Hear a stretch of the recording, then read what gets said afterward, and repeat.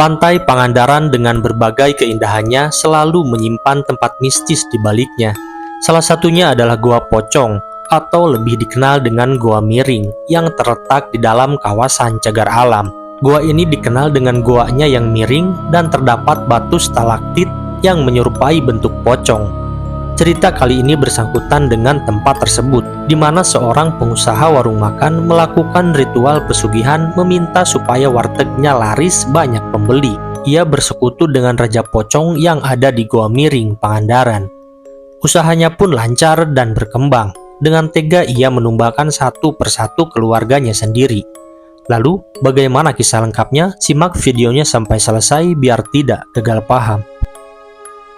Kalau kalian penasaran bisa datang ke tempat sepi yang dianggap agak angker, baca aja tuh. Ya bada ya badi ya mayiti ya batin, ya bada ya badi ya mayiti ya batin. Pocong datang. Gak percaya silahkan coba. Akan gak mau. Tapi resiko tanggung sendiri. Datengin pocong, ribet lu. Nah, tuh pocong datang. Lantas pelan sekali Jahro pun menoleh ke arah samping kirinya, yang ternyata ketika dia menoleh, sosok Aki Wongso berubah wujud menjadi sosok pocong yang terus bergerak-gerak menggerakkan. Seketika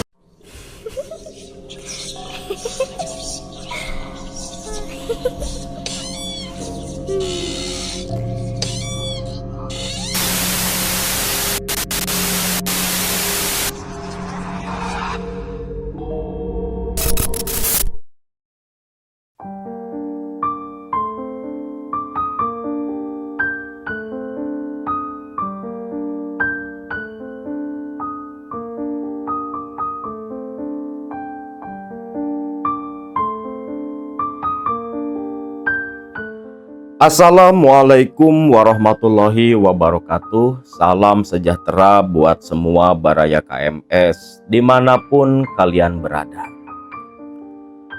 Pangandaran, sebuah kabupaten di daerah Jawa Barat yang begitu terkenal dengan tempat wisatanya yang selalu menjadi tujuan orang-orang berlibur melepas penat dalam keseharian aktivitas mereka. Di Pangandaran, selain terkenal dengan pantainya, ada pula daerah cagar alam di wilayah pantai timur yang tanpa disangka di lokasi cagar alam ini ada beberapa goa, yang salah satunya menurut narasumber kali ini sempat dulu digunakan oleh seseorang oknum pelaku spiritual, oknum dukun, melakukan ritual pesugihan. Di cagar alam ada berbagai goa, dari mulai goa Panggung, goa Jepang, dan yang lainnya. Namun ada satu goa yang menurut Gayed di sana disebut dengan goa penampakan. Namun lebih umum dikenal dengan nama goa pocong. Ada pula yang menyebut dengan nama goa miring. Dan tak ada satupun yang menyangka kalau lokasi itu dulu di tahun 90-an. Goa pocong ini sempat ada yang menjadikan lokasi itu sebagai lokasi pesugihan. Dulu daerah cagar alam begitu terkenal karena menjadi lokasi syuting beberapa film kolosal seperti film Nenek Pelet dan sejenisnya. Nah, kisah kali ini Akang akan membagikan kisah nyata yang dituturkan oleh salah satu Baraya KMS yang sebenarnya video pertamanya sudah kalian dengarkan beberapa waktu yang lalu.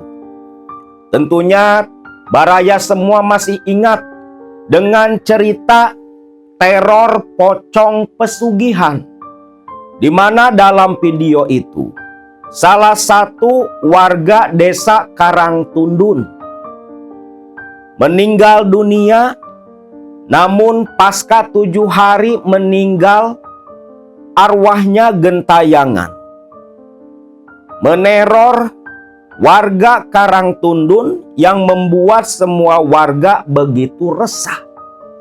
Sampai akhirnya Jimin, bapak dari almarhumah Lilis, diantar oleh Bayu menemui Abah Dinta, sesepuh di daerah sana, dan berhasil menyelesaikan masalah teror pocong Lilis yang disinyalir menjadi korban tumbal pesugihan. Waktu itu 1 bulan pasca kematian Lilis. Memang selepas diurus oleh Abah Dinta, situasi di desa Karangtundun yang sempat mencekam kembali pulih. Keceriaan dan kebahagiaan kembali datang kepada warga di desa Karangtundun. Namun ada 2 orang, Bayu dan Jimin, khususnya Bayu, yang masih menyimpan beribu pertanyaan di dalam hati dan pikiran.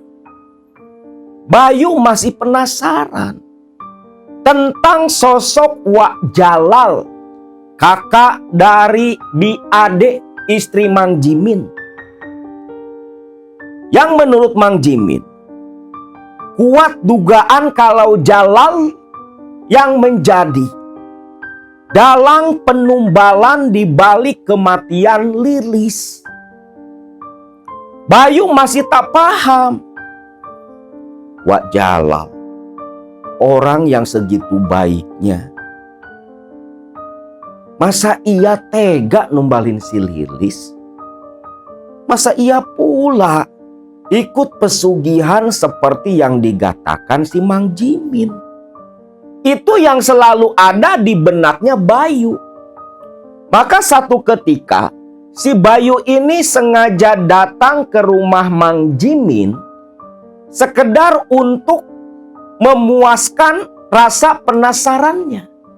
Walau masalah sudah selesai, tapi perihal Jalal yang tertuduh sebagai pelaku penumbalan masih membuat Bayu selalu kepikiran.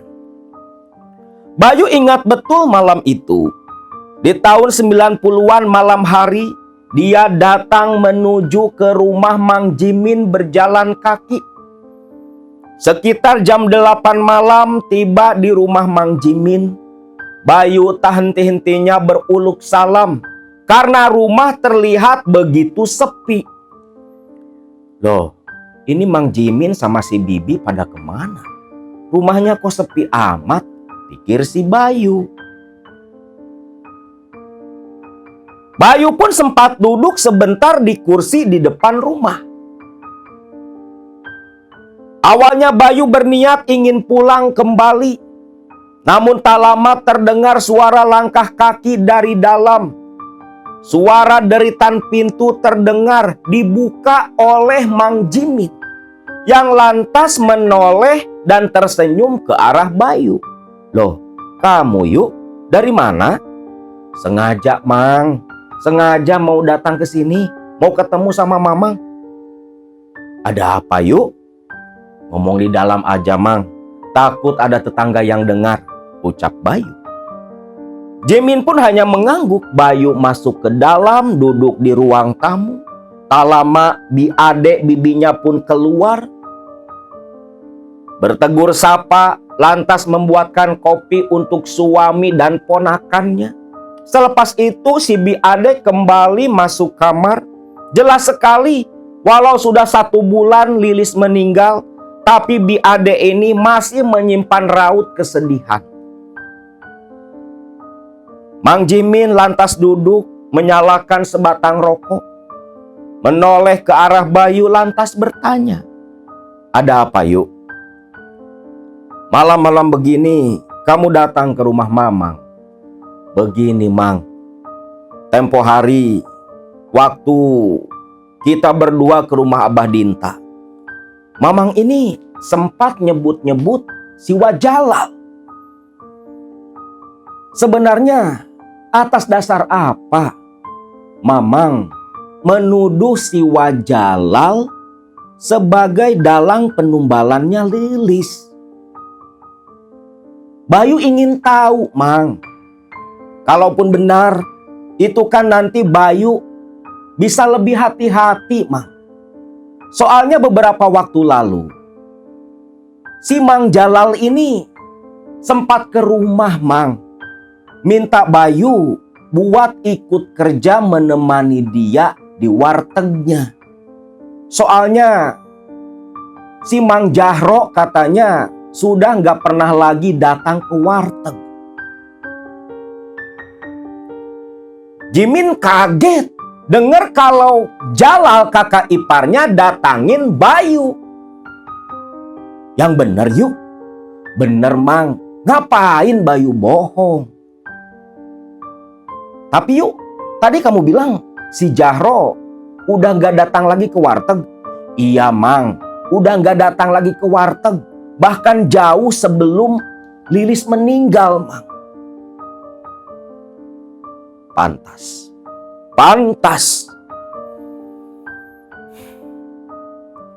Jahro pasti sudah muak dengan kelakuan kakak kandungnya itu.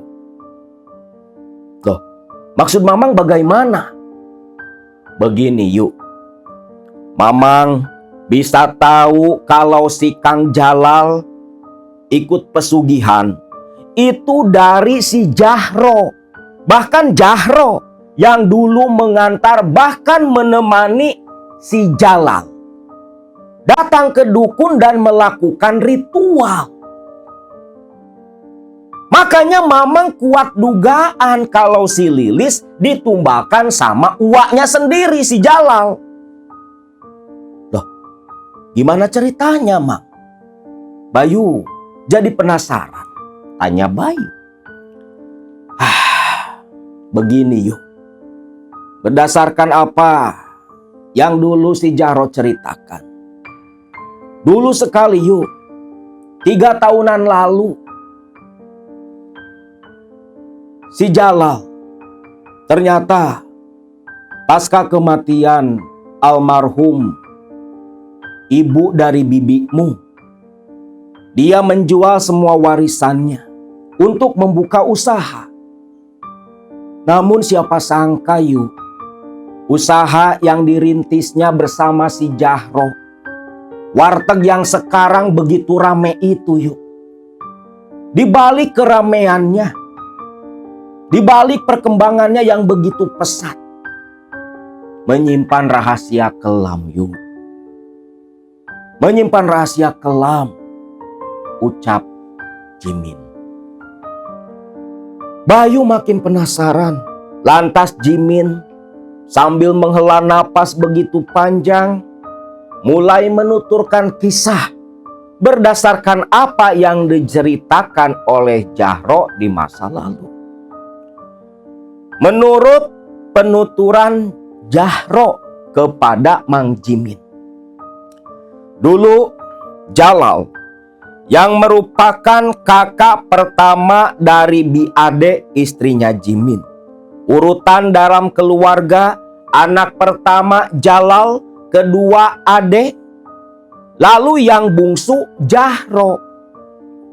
Waktu itu Jalal, dia ini merantau di daerah Bandung sudah hampir 8 tahun. Di Bandung sana Jalal bekerja di sebuah warteg milik majikannya yang berasal dari daerah Brebes. Warteg yang begitu ramai bahkan mempunyai beberapa cabang pula di kota-kota besar. Nah, satu ketika, waktu itu tersiar kabar, informasi dari kampung di Pasir Ranji, kalau ibu dari Jalal sedang sakit keras. Kondisinya memburuk. Nah, si Jalal, dia ini izin ke majikannya pulang kampung. Namun ketika Jalal pulang ke kampungnya, ke rumahnya, sang ibu sudah dibawa ke rumah sakit karena kondisi yang semakin kritis. Begitu datang ke rumah sakit, ternyata di situ sudah ada si Jahro dan Ade. Bahkan Jimin pun ikut hadir pula pada waktu itu. Sampai akhirnya di rumah sakit, ibu dari Jalal hanya bertahan selama 3 malam. Sampai akhirnya meninggal dunia, jenazah pun dibawa kembali ke Pasir Ranji. Selepas selesai prosesi pengurusan jenazah sampai dikebumikan, dikuburkan. Belum juga 40 hari kematian dari sang ibu, Jalal selepas bubar tahlil di malam ke-7, dia mengumpulkan kedua adiknya dan langsung membahas masalah pembagian waris peninggalan almarhum orang tua mereka. Yang tentunya di sini keserakahan Jalal begitu terlihat. Adik sempat protes karena pembagian waris yang tidak begitu adil. Namun Jalal di sini menggunakan dalil agama. Dia mengatakan kepada adik istrinya Mang Jimin malam itu, "Dek, ketika seseorang meninggal dunia, kembali kepada Allah. Termasuk harta bendanya pun kembali kepada Allah. Maka pengaturannya harus sesuai syariat yang sudah Allah tetapkan. Kamu perempuan cuman bagian sedikit. Akang yang dapat bagian paling besar." "Ah, gak gitu juga, Kang.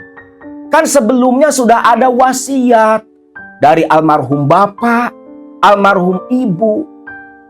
Yang wasiatnya kan bilang kalau harta semua harus dibagi rata. Kan wajib loh, Kang, melaksanakan wasiat almarhum. Gak bisa. Wasiat hanya dari manusia. Tapi ini hukum paroid, itu aturan Allah dan Rasulnya. Lebih tinggi mana kedudukannya?" Ini si Jalal emang bener ngomongnya. Cuman kan niatan Jalal ini lain loh. Sedangkan Jahro yang paling bungsu hanya bisa diam mendengarkan. Jahro ini tak terlalu kemaruk. Dapat bagian ya syukur. Enggak ya gak masalah. Lawang gak bakal dibawa mati. Toh Jahro ini sudah sejahtera hidupnya. Dari hasil kerja di Bandung pula jadi seorang supir pribadi. Seorang pengusaha. Maka dia tak terlalu peduli dengan pertengkaran antara kedua kakaknya itu. Nah, di sini karena adik ngeyel nih, ngomong terus, ya malum perempuan. Jalal pun naik pitam sampai membentak adik, membuat adik langsung terdiam. Sampai akhirnya Jimin pun menasehati adik agar ikut saja dengan aturan kakak tertuanya. Akhirnya, walau dengan penuh kekecewaan, pembagian waris malam itu pun yang terasa berat sebelah bagi mereka, akhirnya diterima begitu saja. Nah, selepas 7 hari kematian sang ibu, Jahro pun balik kembali ke Bandung. Kerja jadi supir seperti biasa. Nah, di Bandung ini Jahro ngontrak bareng istri dan anaknya. Satu ketika hari Minggu tengah hari, di tengah Jahro dan istrinya sedang asik bercengkrama di rumah kontrakan mereka, terdengar uluk salam dari luar mengetuk pintu rumah. "Kang, itu siapa yang namu?" tanya istrinya Jahro. "Gak tahu Neng, biar Akang lihat dulu." Jahro pun langsung bergegas ke depan. Begitu pintu dibuka, "Loh, Kang Jalal." "Iya Ro, sehat kamu?" "Ya Alhamdulillah Kang, sehat." "Akang dari mana? Dari tempat kerja? Apa dari mana Kang?" "Ro, Akang mah selepas ibu meninggal, Akang gak kerja lagi. Akang di kampung. Sengaja kesini mau nemuin kamu. Ada perlu Ro." "Ada perlu? Ya udah Kang, masuk aja ke dalam." Masuk nih ke dalam. Istrinya Jahro pun menyambut kakak iparnya. Kang Jalal, ngopi Kang?" "Ya sok, bikin kopi buat Akang. Tapi jangan dikocek ya Dek." "Iya," ucap istri Jahro. Kopi disuguhkan nih. Ini kakak adik duduk di ruang tamu. Jahro masih penasaran, ini ada perlu apa kakaknya jauh-jauh dari Pasiranji ke Bandung. "Ada apa Kang?" "Begini Ro, Akang mau minta tolong kamu. Antar Akang ke daerah Pangandaran." "Pangandaran? Mau ngapain Kang? Padahal dari Pasiranji ya langsung aja. Paling cuma 3 jam perjalanan kan dari Pasiranji Kang." "Iya Ro, tapi terus terang saja, Akang ke Pangandaran ini bukan mau liburan. Ada perlu Akang.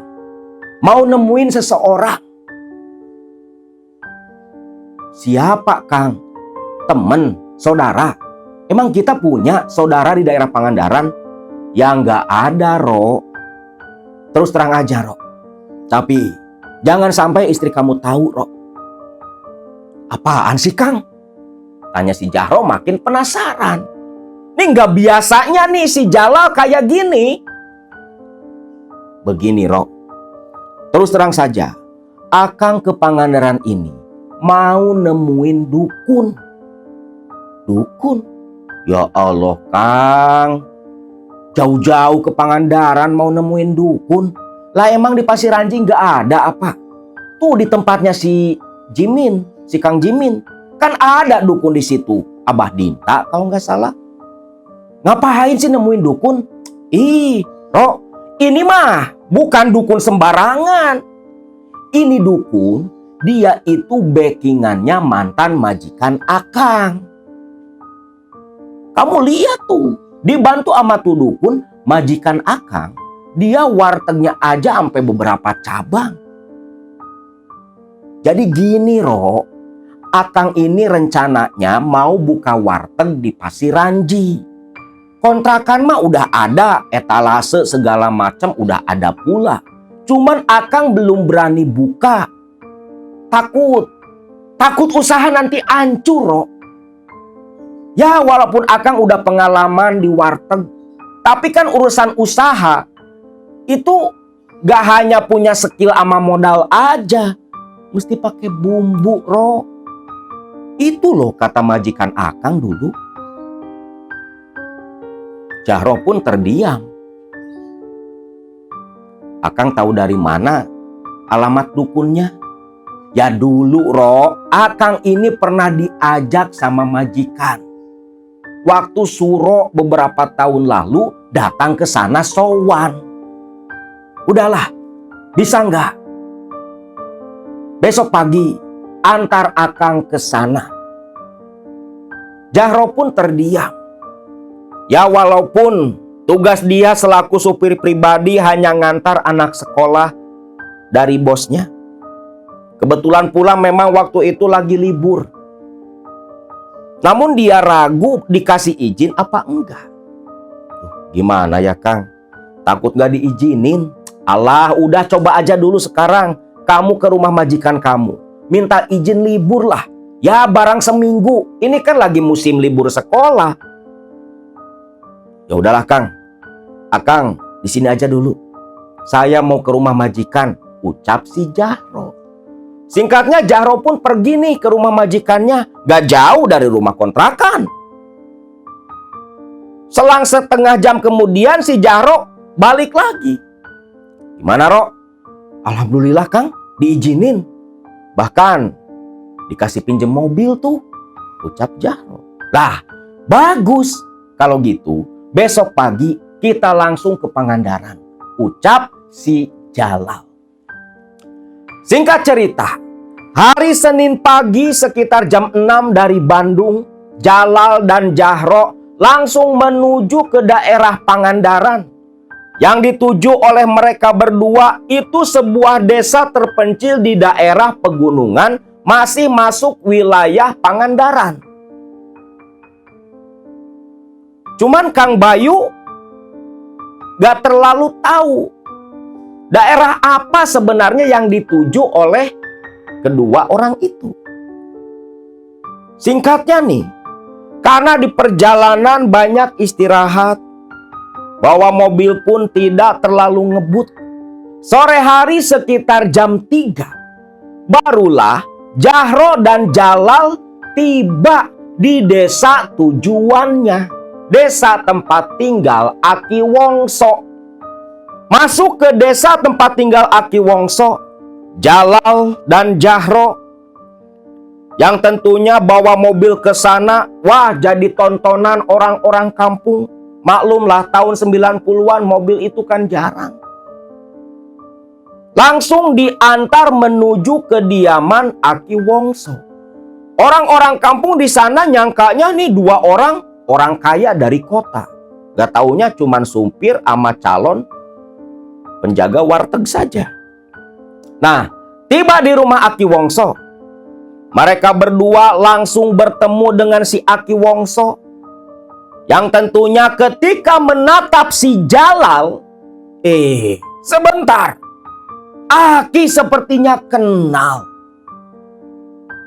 Ujang, pernah datang kemari?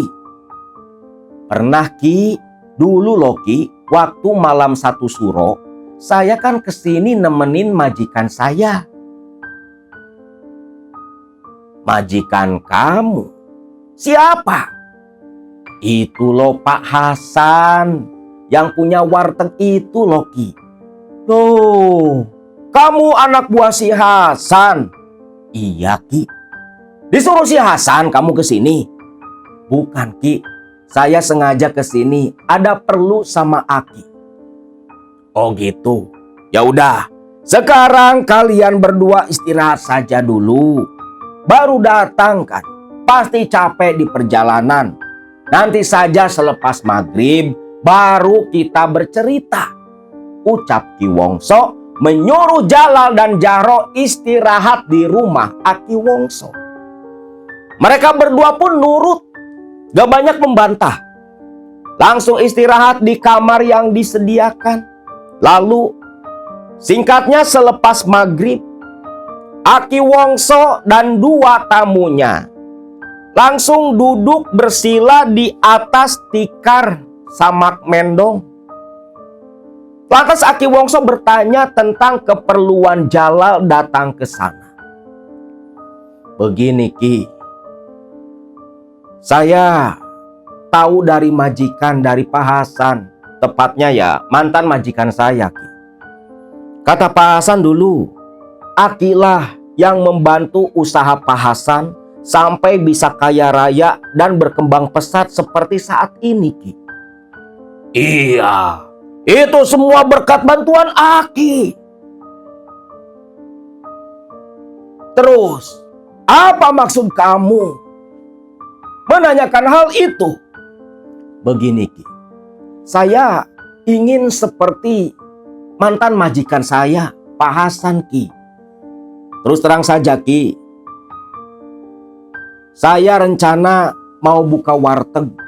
Saya udah sewa tempat, udah beli etalase segala macem Ki. Cuman saya belum berani langsung buka. Takut gak jalan Ki. Makanya saya datang kemari mau minta bantuan Aki. Aki Wongso terkejut. Mata sampai melotot tuh. Membuat suasana menjadi canggung.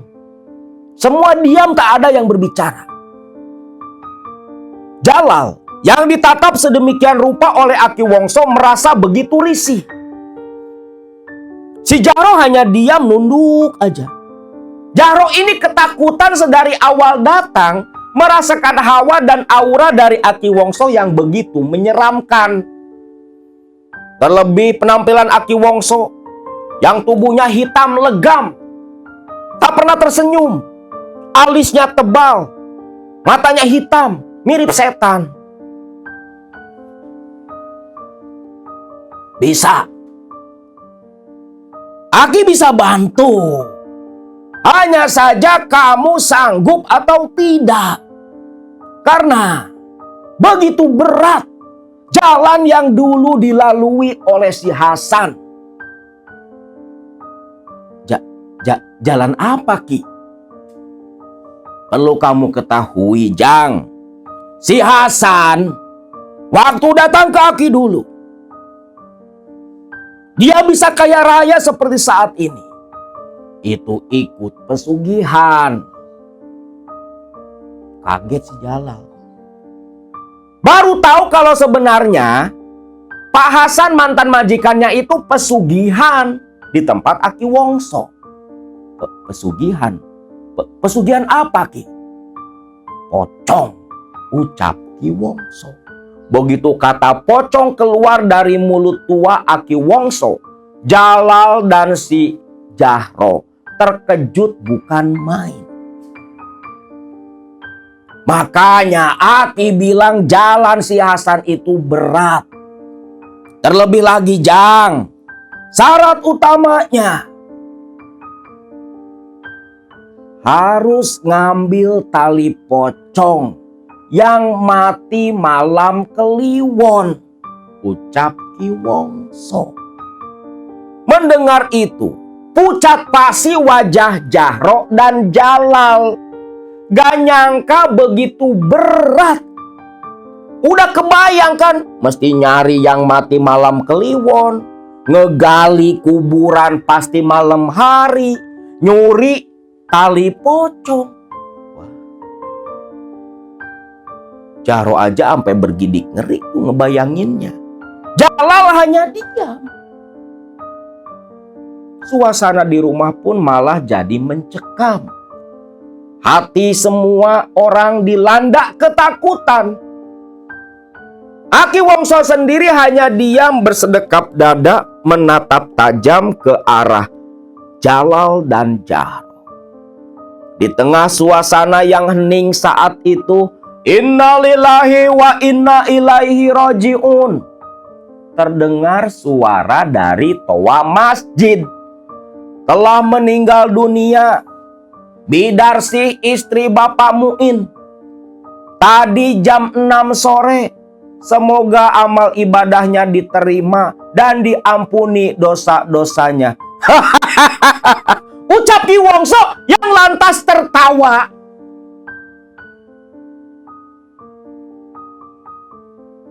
Jalal dan Jahro saling tatap. Kenapa, Ki? Ada apa? Edan, benar-benar edan. Jalal, sepertinya memang jalan ini khusus untuk kamu. Iblis sekarang tertawa tersenyum menyaksikan kita. Maksud Aki apa, Ki? Jalal, sekarang malam apa? Malam Selasa, Ki. Ya, perlu kamu ketahui, sekarang ini malam Selasa Kliwon. Jahro dan Jalal saling pandang. Maksudnya, Ki? Goblok. Jalal, tali pocong yang harus diambil itu dari orang yang mati Kliwon. Bukan Kliwon sembarangan, malam Selasa Kliwon atau malam Jumat Kliwon. Kamu paham? Sekarang malam Selasa Kliwon, Jalal. Baru ngeh nih si Jalal sama Jahro. Jalal pun tersenyum. Tapi Ki, gak bahaya apa Ki? Kalau nyuri tali pocongnya Ki? Jangan tanya seperti itu. Jangan sebut Wongso. Paham? Paham Ki? Ya sudah. Alatnya sudah ada. Tinggal diambil saja. Besok ikut Aki ngelayat ke si Muin. Ucap Ki Wongso. Terselesaikan nih satu masalah syarat utama tali pocong yang mati kliwon. Ini serba kebetulan. Memang sepertinya nih si Jalal udah ditakdirkan jadi orang celaka. Ya wallahu alam. Nah, esok paginya kan gak mungkin dong mati malam hari langsung dikuburin. Warga kampung juga gak mau dong, takut lah. Nah, esok paginya Aki Wongso pun membawa Jalal dan Jahro ngelayat, nimbrung dengan warga kampung yang lain. Bahkan nih Aki Wongso, Jalal dan Jahro itu ikut pula sampai prosesi pemakaman di kuburan. Tentunya Aki Wongso menunjukkan kepada Jalal agar bisa memahami kondisi dan situasi di lingkungan tempat Aki Wongso. Nah, selepas selesai, Aki Wongso tak ikut dengan rombongan lain tapi mengambil jalan memotong menuju jalanan setapak. Jalanan yang nanti malam akan mereka bertiga lalui untuk mencuri tali pocong Bidarsi. Mereka bertiga balik kembali ke rumah Aki Wongso. Aki Wongso meminta sejumlah uang kepada Jalal. Uang untuk membeli keperluan ritual. Jalal pun menyerahkan uang yang memang sudah dia sediakan sebelum datang ke rumah Aki Wongso. Maka selepas itu Aki Wongso pun pergi entah kemana. Namun sore hari Aki Wongso datang kembali ke rumah membawa seekor ayam dan di dalam kantung kresek penuh dengan barang bawaan. Yang ketika masuk ke dalam rumah, ayam sudah disimpan dalam kandang, kantung kresek isinya dikeluarkan, ternyata umbo rampe, sajen, dan sejenisnya. Lalu Aki Wongso berkata, Jalal, nanti malam kita bertiga langsung ke pemakaman. Kita ambil tali pocong milik si Darsi. Ambil 2 untuk keperluan ritual kamu nanti. Aduh. Langsung digali Ki. Ya iya. Masa pocongnya keluar ngasih tali? Ya digali. Nanti bawa cangkul. Kalian berdua saja yang gali. Tapi Ki, apa gak bahaya Ki? Tenang saja. Aki sing tanggung jawab. Aki sing tanggung jawab. Jangan takut, ucap Ki Wongso.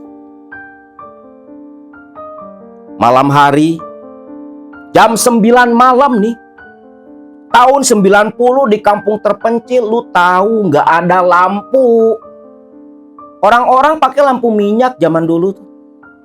Listrik itu masih jarang, bro. Kebayangkan di kampung terpencil, dekat hutan, ini 3 orang tanpa penerangan apapun keluar dari rumah menuju ke pemakaman umum, ke kuburan. Mana kuburannya? Di hutan lagi. Ya itulah kalau daerah perkampungan, yang namanya pemakaman ya pasti di kebun. Ya termasuk di daerah Akang. Jarang pemakaman di tengah pemukiman. Takut orang. Nah, malam itu Ki Wongso memimpin Jalal dan si Jahro. Jahro bawa ayam, Jalal bawa sajen. Berjalan mengikuti Aki Wongso. Namun walau malam yang begitu gelap, nih Aki Wongso nggak nyasar, nggak salah jalan. Membuat Jalal dan Jahro sampai keheranan. Nah, ketika mendekat ke area pemakaman, Jalal dan Jahro langsung terdiam ketakutan. Hawa kematian sudah terasa di kejauhan. Terlebih lagi, suara burung hantu dan burung gagak seolah menyambut kedatangan 3 manusia calon penyembah setan. 2 mungkin, karena Aki Wongso udah dari dulu urusan sama setan. CS-an dia. Ki, Ki, ada apa lagi Jalal? Itu Ki, kok burung gagak dari tadi terus bersuara. Namanya juga di pemakaman Jalal. Jangan takut. Itu si Gagak Rimang. Gagak Rimang? Siapa dia? Dia itu bangsa jin Parewangan Aki, yang tentunya mengawal kita bertiga. Jangan takut. Ikuti Aki. Jangan jauh-jauh dari Aki. Karena perlu kalian ketahui, setan-setan di pemakaman ini semua sudah pada keluar menunggu kedatangan kita. Dibilang seperti itu, si Jalal ya ketakutan. Apalagi Jahro. Kang, ya yakin ini Kang mau dilanjutin? Hus, kamu ini gimana sih, Ro? Udah kepalang kita. Udahlah, ada Ki Wongso. Selamat kita nanti, ucap Jalal. Walau dalam hati si Jalal pun sama takutnya. Namun sebagai kakak tertua, gengsi dong kalau nunjukin kepengecutannya di depan Jahro, adik bungsunya. Singkatnya mereka mulai masuk ke area pemakaman nih. Di pandangan si Jahro sama Jalal, rentetan batu-batu nisan warna-warna putih tuh kelihatan di mata mereka. Warna putih bukan putih dari batu nisannya, tapi yang terlihat dalam pandangan Jalal dan Jahro, batu nisan itu berubah menjadi pocong-pocong. Nah, di sini sebenarnya kita ini bodoh. Kita ini bodoh. Bodoh percaya ada setan yang namanya pocong. Lebih bodoh lagi kita nganggap itu almarhum yang gentayangan. Kalian semua tahu bentuk pocong? Tahu kan? Diikat gitu kan. Udah kayak lontong. Tapi yang mesti kalian sadari, atau pasti kalian tahu sendiri, ketika jenazah, ya Akang yang sering ngurus jenazah masukin ke liang lahat.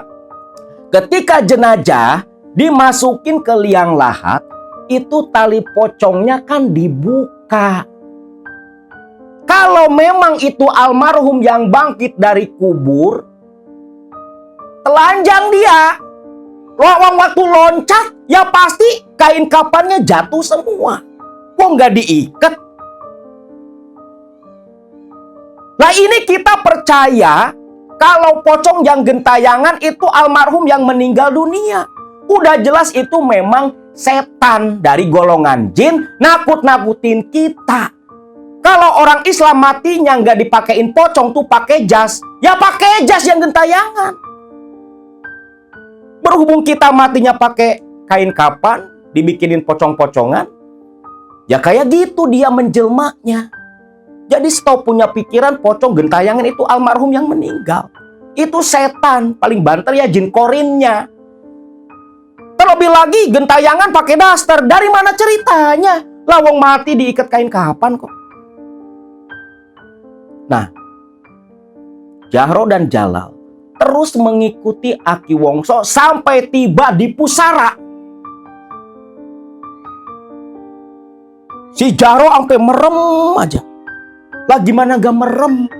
Di pandangan mereka, Pandangan yang jelas itu pandangan tipuan dari golongan jin. Mereka kayak dikelilingin pocong, padahal nggak ada. Jalal pun sama, tapi dia memberanikan diri karena yakin kepada Aki Wongso. Tiba di pusaranya Bidarsi, Aki Wongso menyuruh Jahro dan Jalal mengeluarkan sesaji yang sudah dibawa dari rumah. Ditata tuh di pinggir pusara. Selepas itu, mulai bakar kemenyan.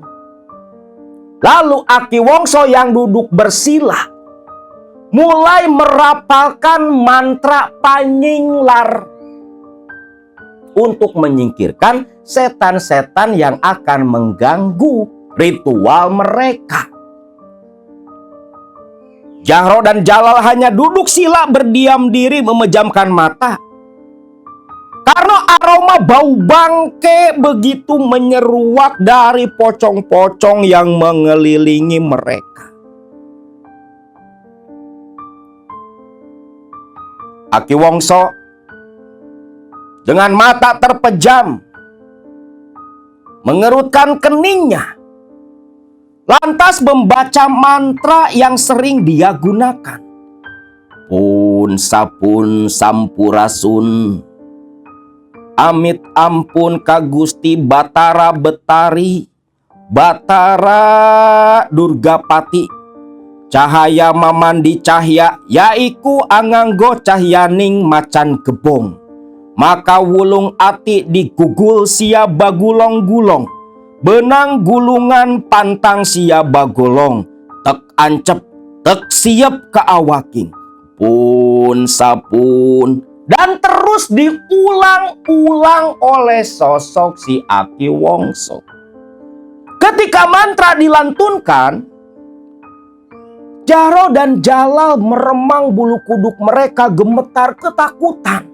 Sampai silanya mepet-mepet ke Aki Wongso.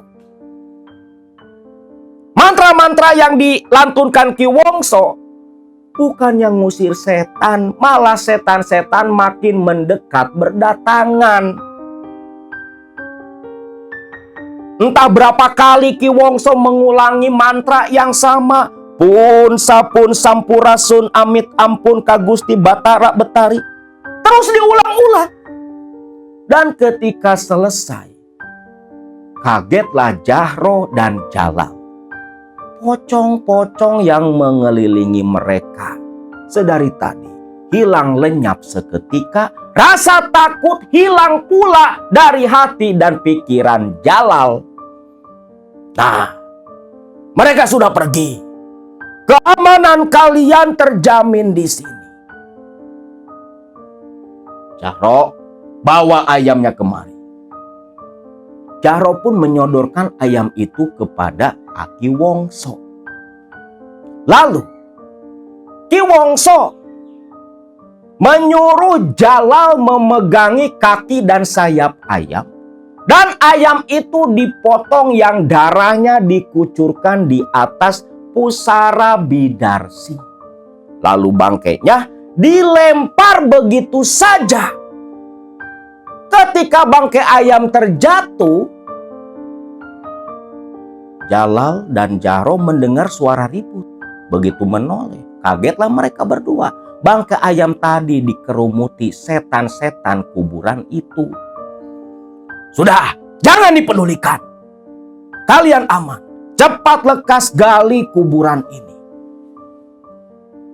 Berhubung kuburannya baru tadi pagi, tanahnya kan gembur banget tuh. Jadi belum padat. Makanya cepet tuh mereka berdua ngegali kuburan Bidarsi. Gak nyampe setengah jam. Itu ketem atau padung atau potongan-potongan kayu penutup liang lahat udah mulai kelihatan. Mayat pun kan belum bau busuk. Lawang baru sehari. Sehari satu malam hitungannya. Namun tetap saja hawa di dalam liang lahat itu hawa kematian, bro. sesakti apapun orang, masuk liang lahat, merinding dia. Nah, Akang pun sama, kalau masuk liang lahat merinding. Nih, potongan kayu ya, langsung diambilin tuh sama si Jahro. Jahro naik ke atas karena harus Jalal sendiri yang mengambil 2 tali pocong. Ya, seperti di cerita-cerita horor pada umumnya, dan memang aturannya seperti itu. Gak boleh pakai tangan, pakai gigi. Cuman kan gak masalah, mayatnya masih utuh, walaupun nenek tua. Nah, langsung tuh si Jalal pakai giginya dia jongkok, rebahan, terus pakai mulutnya dia nyari-nyari tali pocong. Dia ambil, dia gigit 2 tali pocong yang langsung dia pun berdiri, lantas dibantu naik oleh Jahro. Tali pocong diserahkan ke Aki Wongso. Jalal dan Jahro bahu-membahu kembali merapihkan kuburan Bidarsi sedemikian rupa sampai tak terlihat kalau kuburan itu pernah digali. Kembang 7 rupa, ya pokoknya direka-reka seperti pada awalnya. Ditaburi lagi kembang 7 rupa. Selepas selesai, Jalal dan Jahro diajak Aki Wongso balik kembali ke rumahnya. Sedangkan sesaji dan bekas ritual lantas dibereskan, dibawa kembali oleh Jahro untuk dibuang agar tak diketahui oleh keluarga Bidarsi. Singkat cerita, tibalah kembali mereka di rumah. Jalal dan Jahro lantas mandi membersihkan badan. Lalu Ki Wongso berkata, "Jalal, Jahro, pakaian kalian itu jangan kalian kenakan kembali agar tak diikuti oleh pocongnya si Darsi. Buang," ucap Ki Wongso. Untung kan tuh mereka berdua bawa baju ganti. Pakaian itu pun mereka buang. Gak maulah nanti balik ke Pasiranji diikutin sama pocong si Darsi. Pakaian yang mereka kenakan tadi di pemakaman termasuk pakaian dalam dibuang semua. Selepas itu, Aki Wongso pun menyuruh Jalal dan Jahro istirahat karena besok hari Selasa malam Rabu ritual puncak yang akan mereka lakukan di daerah Cagar Alam. Ketika Jalal dan Jahro tidur istirahat, Ki Wongso masuk ke dalam kamar ritualnya untuk merituali 2 tali pocong milik Bidarsi. Nah, Jalal waktu tidur di rumah Aki Wongso habis gali kuburan ngimpi dong. Ngimpinya apa? Didatangi pocong nenek tua minta dikembalikan tali pocongnya. Maka keesokan paginya Jalal cerita ke Aki Wongso. Aki Wongso hanya tersenyum saja. "Tenang. Nanti kamu Aki ajarkan sebuah mantra. Mantra untuk menyingkirkan sosok si Darsi biar tak datang mengganggumu. Namun kamu harus ingat, ketika ritual ini berhasil, setiap 1 tahun sekali Jalal, kamu harus menyerahkan tumbal. Karena kalau tidak, pocong si Darsi akan terus datang meneror dan menghantuimu sampai kau mati. Bahkan kau, istri, anak dan 7 keturunanmu nanti akan diteror pula, dihantui pula oleh pocong si Darsi." Ancamannya kematian loh kalau melanggar aturan. Jalal pun yang memang sudah siap, mau pahit mau manis, pasti bakal dia lakukan. Lalu sore harinya nih, dari kampung si Aki Wongso, Jahro, Jalal dan Ki Wongso lantas menuju ke tempat wisata, ke Pantai Pangandaran, Pantai Timur. Sampai di sana tuh sore waktu itu. 1 jam perjalanan lah dari rumah si Aki Wongso. sampai di daerah pantai timur itu katanya sekitar jam 5 sore. Mereka jalan kaki dong menuju ke Cagar Alam. Kalau dulu tahun 90-an katanya masih bebas. Itu ya cerita dari Kang Bayu. Berdasarkan penuturan Mang Jimin dan penuturan Mang Jahro. Walau alam bisawab. Pasti sudah ada kurang dan lebihnya. Nah, ketika tiba di area Cagar Alam yang dituju oleh Ki Wongso beserta Jalal dan Jahro, itu Goa Cirengganis. Tahu kan Goa Cirengganis, videonya ada tuh. Udah lama banget. Bisa kalian tonton lah. Tempat apa Cirengganis itu? Nah, tiba di Cirengganis, tujuan pertama mereka nih. Mereka bertiga ini duduk istirahat sesuai perintah Ki Wongso. Karena ritual di Cirengganis itu nanti dilakukan bertepatan dengan waktu maghrib. Jalal dan Jahro memanfaatkan hal itu untuk merokok dan duduk bersantai sejenak. Ketika terdengar azan berkumandang, orang-orang sholat maghrib. Lah ini malah ritual di Cirengganis. Jalal dimandikan oleh Aki Wongso di sana. Selesai dimandikan di Cirengganis, Aki Wongso pun menuntun mereka berdua menuju ke tempat utama, Goa Miring, Goa Penampakan, atau lebih umum dikenal Goa Pocong. Di mana di Goa Pocong ini ada stalagtit yang bentuknya mirip pocong. Bahkan warnanya itu bisa berubah. Bisa berwarna putih, terkadang berwarna putih kusam kekuningan. Seperti kain kapan yang sudah terpendam lama. Nah, di goa inilah goa yang sebenarnya jadi salah satu tujuan destinasi wisata di Cagar Alam. Ternyata dulu ada oknum-oknum seperti sosok si Aki Wongso menggunakan tempat itu sebagai tempat ritual.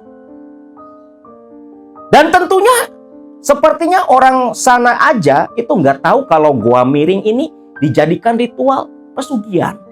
Tapi dulu ya, sekarang nggak mungkin lah. Karena nggak ditemukan jejak-jejak bekas seperti sesaji, ubo rampe, dan sejenisnya. Nah, tiba di mulut Goa Miring atau Goa Pocong.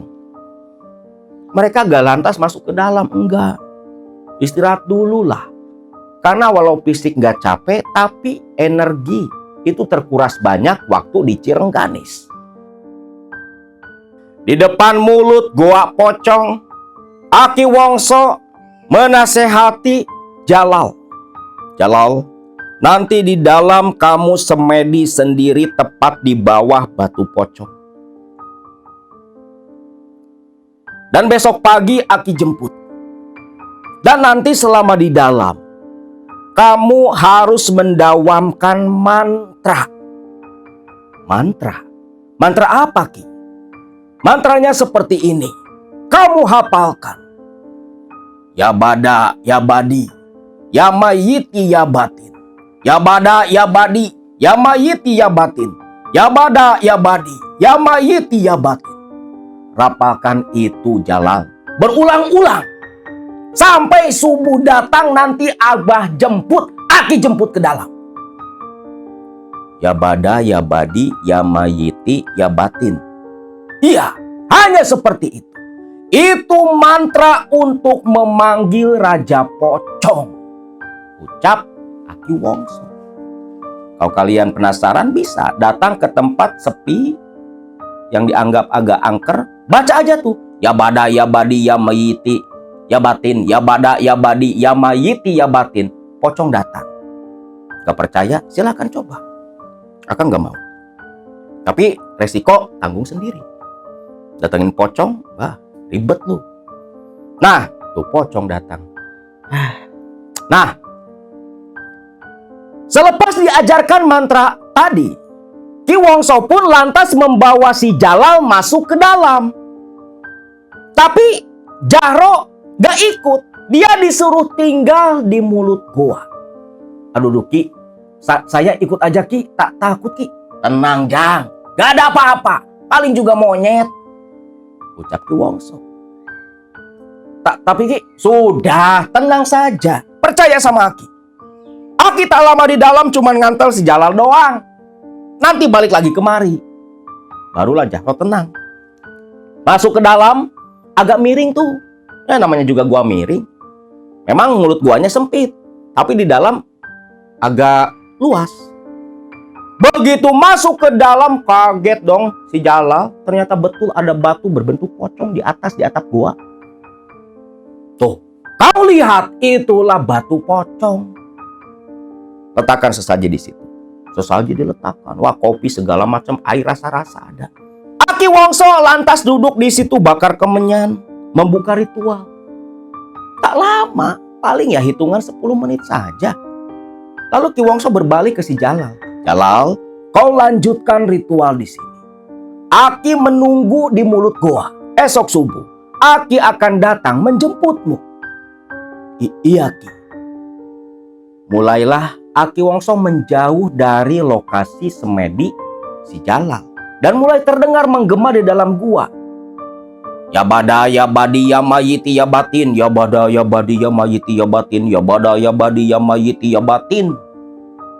Membuat siapapun yang mendengar mantra seperti itu di tempat sepi, apalagi menggema dalam goa, merinding seketika. Bahkan si Jalal yang bacanya aja pun merinding pula. Jahro di luar, dia pingak-pinguk ketakutan. Aduh, ini si Aki kemana tuh, lama banget. Terus sesekali ngeliat ke dalam goa. Tuh, mana Ki Wongso? Jang, loh, kok Aki di sini? Bukannya Aki di dalam? Aki tadi jalan muter, ucap sosok Ki Wongso yang tiba-tiba muncul di samping si Jahro. Oh, iya Ki. Lantas si Kang Jalal bagaimana Ki? Dia sedang semedi. Tak usah khawatir, tak usah takut. Kakangmu itu tak jaga, ucap sosok Ki Wongso. Namun, di tengah Jahro yang sedang ngomong sama sosok Ki Wongso, terdengar langkah kaki di mulut goa. Jang! Tegang seketika si Jahro karena itu suara Aki Wongso. Lantas, pelan sekali Jahro pun menoleh ke arah samping kirinya, yang ternyata ketika dia menoleh, sosok Aki Wongso berubah wujud menjadi sosok pocong yang terus bergerak-gerak menggerakkan tubuhnya. Seketika Jahro ingin teriak, namun sosok Ki Wongso sudah muncul berjalan di hadapannya, hanya melotot. Jangan ganggu, dia ini tamuku. Pocong itu lantas hilang seketika dari samping Jahro yang masih menggigil ketakutan. Tenang Jang, tenang. Itu anak buahnya Raja Pocong. Rajanya kan sekarang lagi ditungguin sama kakangmu itu. Gak usah takut. Iya Ki, iya. Akhirnya Jahro dan Aki Wongso gadang semalaman di mulut goa tuh, nunggu subuh tiba buat jemput si Jalal di dalam goa. Nah, di sini Jahro sendiri pun gak tahu apa yang dialami Jalal di dalam goa, karena Jalal ini gak cerita. Nah, esok subuhnya Aki Wongso masuk ke dalam goa, Jalal keluar sambil menggenggam kantong kresek. Karena ternyata selesai ritual tuh, bekas ritual, kembang segala macam itu dibawa kembali. Nah, mungkin ini salah satu faktor di mana gak ada bekas ritual apapun di dalam gua pocong. Ya walau alam bisawab lah. Itu hanya kesimpulan yang Angkang tangkap dari ceritanya Kang Bayu. Nah, selepas itu mereka balik lagi ke rumah Ki Wongso. Lalu setibanya di rumah Aki Wongso, sebelum si Jalal ini pulang ke Pasiranji, Jahro balik ke Bandung, Aki Wongso menjelaskan ritual seperti apa yang nanti harus dilakukan oleh Jalal. Aki Wongso berkata, "Jalal, kamu sudah menapaki jalan mantan majikanmu. Dan kamu akan seperti majikanmu kaya raya. Dan ingat, sepulang dari sini, kau pergi ke kontrakanmu, ke lokasi yang akan menjadi wartegmu itu. Kau buat sesaji. Dan seperti dalam goa, mantra itu harus kau baca. Setiap kali memberikan sesaji, setiap kali mau membuka warteg dan tutup warteg. Dan ingat, tali pocong ini, yang satu kau simpan di dalam laci tempat penyimpanan uang. Dan yang satu lagi, kau jadikan ajimat pegangan, kau simpan dalam dompetmu. Jangan sampai hilang," ucap Ki Wongso. Jadi Ki Wongso jelasin tuh, nanti sepulangnya ke Pasiranji, si Jalal ini harus langsung ke kontrakan yang bakal jadi warteg ritual di sana sebelum warteg buka. Dan setiap malam Jumat, Jalal ini harus menyediakan sesaji di dalam warteg. Jalal pun siap dengan semua perintah Aki Wongso. Dan sebelum pamitan pulang, Jalal pun menyerahkan sejumlah uang untuk uang jasa kepada Aki Wongso. Lantas, kedua kakak beradik ini pun pamitan pulang dari rumah Aki Wongso. Singkat cerita, Jahro langsung mengantarkan sang kakak Jalal ke Pasiranji, ke kontrakan yang baru disewa oleh Jalal dari uang warisan. Sedangkan Jahro langsung balik ke Bandung. Nah, setibanya di kontrakan, Jalal yang memang membawa sesaji dari rumah Aki Wongso, langsung saja dia gelar di dalam kontrakan. Kontrakan seperti ruko yang cukup besar tuh. Tempatnya strategis pula. Di pusat keramaian, sesaji diletakkan oleh Jalal. Kemudian dibakar asap mengepul. Jalal baca mantra. Ya bada, ya badi, ya mayiti, ya batin. Ya bada, ya badi, ya mayiti, ya batin. Asap kemenyan awalnya kan tipis, tiba-tiba menebal dan menjadilah bentuk sosok pocong. Nah, seperti pocong di depan Jalal waktu itu. Pocong yang mukanya hancur, gelap, hitam. Yang kelihatan cuman mata warna putih dan gigi saja. Itu pun sudah sebagian tertanggal pula. Mungkin pocongnya ompong. Nah, yang membuat Jalal kaget dan ketakutan, belatung itu berjatuhan dari wajah si pocong.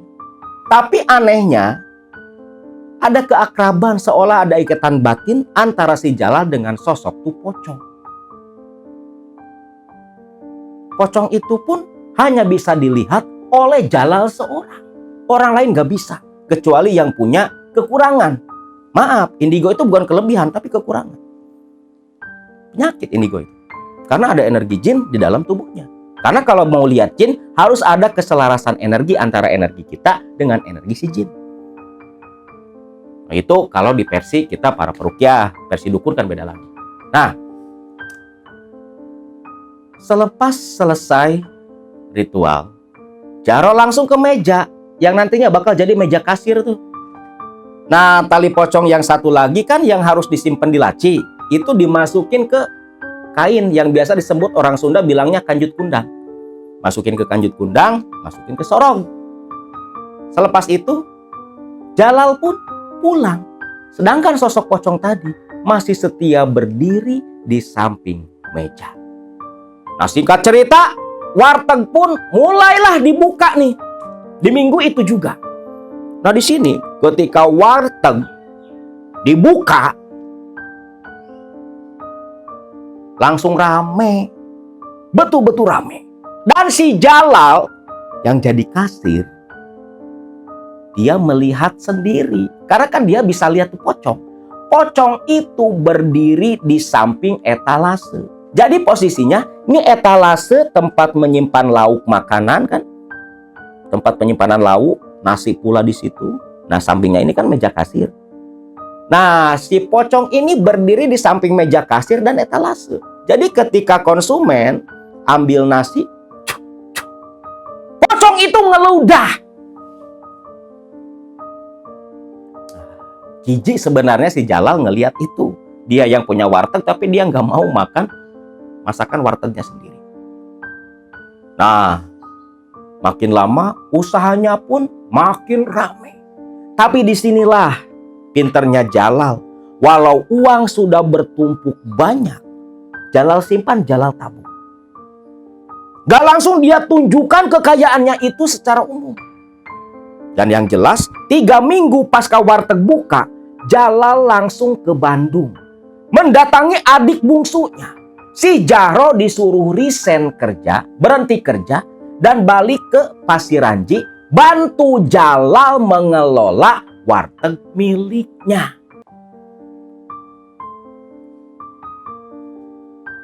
Jahro pun setuju karena ditawari gaji yang wah gede dong. Karena kan si Jahro ini seperjuangan sama Jalal. Dan selepas Jahro ikut kerja bareng dengan Jalal, Jalal jarang ada di warteg. Karena Jahro diserahi tugas untuk mengelola warteg itu. Datangnya si Jalal ke sana itu cuma ngambil duit tiap warteg mau tutup. Dan tentunya kalau buka, ya Jalal yang buka karena harus baca mantra. Ya bada, ya badi, ya mayiti, ya batin. Tutup pun harus dibaca pula. Barulah di tahun ketiga, Jalal mulai menunjukkan harta kekayaannya, bangun rumah mewah, beli kebun, beli sawah, sampai membuat keluarga dari pihak istri ataupun keluarga kandungnya semua kaget dan tak menyangka Jalal jadi orang kaya baru di tahun ketiga warteg buka. Dan tahun yang sama Lilis lulus semea dan ikut kerja di warungnya Jalal. Dan selanjutnya kalian tahu, Lilis mati yang konon katanya dijadikan tumbal oleh Jalal uaknya sendiri. Dan di tahun ketiga pula, Jahro memilih keluar dari warteg milik sang kakak karena sudah tak tahan merasa berdosa. Selama 2 tahun, 2 manusia jadi tumbal keserakahan kakak kandungnya. Nah, itulah kisah yang dituturkan Kang Bayu tentang pesugihan pocong. Yang hingga saat ini, konon katanya, selepas Jalal meninggal dunia, katanya diteruskan pesugihannya itu oleh anak keturunan.